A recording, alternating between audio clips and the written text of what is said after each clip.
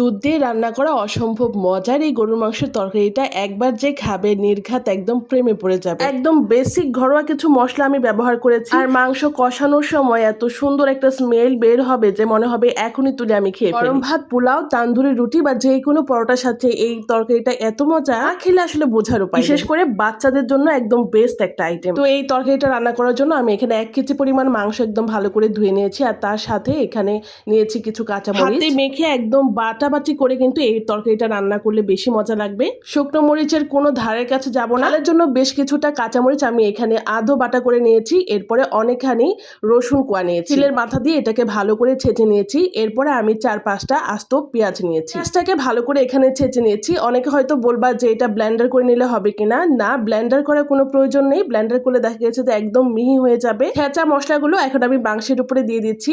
আর আমি যেহেতু আদা এখানে দেইনি, আদা কিন্তু আমি খুব মিহি করে বেটে নিয়েছি, যেহেতু আদার ভিতরে একটু আঁশ থাকে, আর আস্ত বা আধো বাটা করে দিলে মুখের ভিতরে একটু বাজবে, তো সেক্ষেত্রে আমি আদাটাকে মিহি করে বেটে দিয়েছি। এবার আমি গোটা গরম মশলা কিছু ব্যবহার করব। দিয়ে দিচ্ছি তেজপাতা, দারচিনি দিয়ে দিচ্ছি, আর দিয়ে দিচ্ছি লবঙ্গ। এরপর তার সাথে যোগ করে দিব এলাচ। যদি কালো এলাচ থাকে বা বড় এলাচগুলো থাকে সেগুলো একটা দিলেও কিন্তু দিতে পারো। পরিমাণ মতো লবণ দিয়ে দিব, আর এখানে দিয়ে দিব হচ্ছে ধনিয়া গুঁড়ো, জিরা গুঁড়ো দিয়ে দিব এখানে 1 চা চামচের মতো। এবার আমি যোগ করে দিব এখানে পরিমাণ মতো তেল।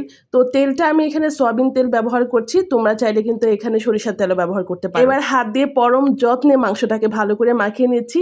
ম্যারিনেট করে রাখার কোনো প্রয়োজন নেই, কারণ অলরেডি আমি ফ্রেশ সবকিছুই নিয়েছি। আর আমি এখানে 250 মিলির মতো দুধ দিয়ে দিচ্ছি। আর তোমরা কিন্তু ভুলেও এখানে কাঁচা দুধ দিতে যাবে না। আমি দুধটাকে কিন্তু প্রথমে গরম করে ঠান্ডা করে তারপরে মাংসের সাথে মিশিয়েছি। এবার কড়াই চুলার উপরে চাপিয়ে ঢাকা দিয়ে একদম মিনিট 5-এর জন্য রান্না করে নিব হাই হিটে। প্রথমে কিছুক্ষণ একদম হাই হিটে ভালো করে মাংসটাকে কষিয়ে নিচ্ছি। আর এই পর্যায়ে এসে কিন্তু মাংস থেকে প্রচুর পরিমাণে পানি বের হবে। মাংস থেকে বের হওয়া পানি দিয়ে কিন্তু মাংসটাকে একদম সুন্দর করে কষিয়ে নিতে হবে, যেন মাংসের গায়ে মশলাগুলো একদম লেগে লেগে আসে। কষানোর সময় এত সুন্দর একটা স্মেল আসছিল, কি আর বলবো তোমাদের, স্মেলেই আসলে অর্ধভোজন হয়ে যাচ্ছিল এমনটা অবস্থা। আমার ছেলে তো লিটারেলি কাছে এসে বলছে, মাম্মি আমাকে একটু দাও, আমি খাবো। তো আমার বাচ্চারা আলু খেতে ভীষণ পছন্দ করে, তাই আমি এখানে 3টা আলু এরকম 4 ফালি করে কেটে দিয়েছি। আর তোমরা চাইলে কিন্তু এটা স্কিপ করতে পারো। আবারও ঢেকে কিছুক্ষণ রান্না করে নিব।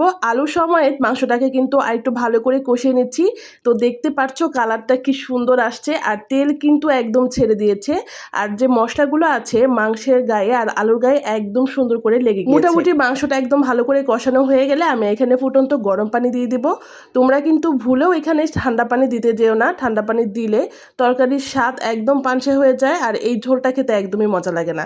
তো আমি আগে থেকে এখানে একটু পানি ফুটিয়ে রেখেছিলাম, এই পানিটা দিয়ে আবার ঢাকিয়ে বসে দিচ্ছি। এবার একদম মিডিয়াম লো হিটে রান্না করে নেব 10 মিনিটের মতো। 10 মিনিট পর দেখা যাবে যে পানিটা একদম শুকিয়ে আসছে, আর আলুর গা থেকে কিন্তু একটু রস ছাড়া শুরু হয়েছে। ঠিক এ পর্যায়ে এসে আমি আস্ত কাঁচামরিচ দিয়ে দিচ্ছি কিছুটা।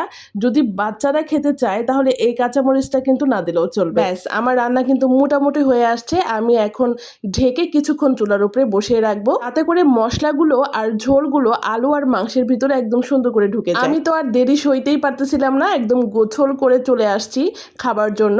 আজকে রান্না করেছিলাম পোলাও। পোলাওয়ের সাথে এই ঝোলের তরকারিটা যে কি মজা লেগেছে। আমি এটাকে মানে দুধের গরুর মাংস বলবো না সাদা গরুর মাংস বলবো, এটার কি নাম দিব আমি বুঝতে পারছি না, তবে খেতে কিন্তু ভীষণ মজা হয়েছিল। আজকের রান্নাটা যদি তোমাদের কাছে ভালো লেগে থাকে অবশ্যই শেয়ার করে তোমাদের টাইমলাইনে রেখে দিতে পারো। সবাই খুব ভালো থেকো, টাটা।